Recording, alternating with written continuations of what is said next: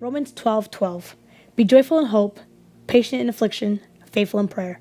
The Apostle Paul is giving us a command and encouragement to practice these three things, to be joyful in hope.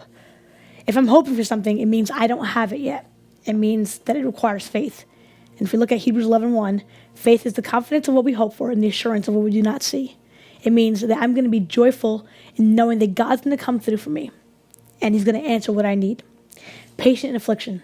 This is one that I still don't do well with. I'm learning. When things aren't going well, when things aren't working the way it's supposed to be, I don't become patient. I become anxious. I'm a fixer. I'm a doer by nature. So my initial reaction is to try to fix and solve it. But I'm learning what it means to be patient. Because when we're patient in affliction, we watch God's hand work in our lives and do something supernatural. A lot of times we can miss the miracles that God has for us because we want to take the lead. And Paul encourages us. He says, listen, watch God work. If you're just patient in affliction, you will see God's hand move in your situation. And finally, he calls us to be faithful in prayer. I looked up at this verse and I was like, man, out of all these three things, why is this one in here? You know why? It's because prayer is the one thing that believers forget about.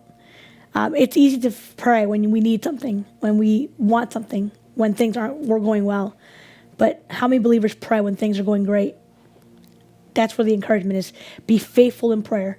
Faithful not just when things are going bad and you need God to do something, but faithful in prayer when things are going great, when you're on the mountain and you're seeing God move in supernatural ways. Continue to be faithful in prayer.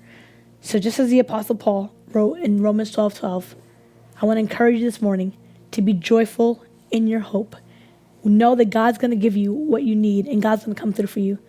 This morning, be patient in your affliction. Whatever you're facing, whatever challenges, whatever mountain is in your way, watch God's hand work and be committed to praying. Don't lose sight of God. Don't get disconnected. Don't let the enemy discourage you and take you and isolate you. Be connected to God in prayer. If we learn to follow these commands, we're going to see God's hand move in our lives and the lives of others that we love. So this morning, be encouraged. You can do this. God bless.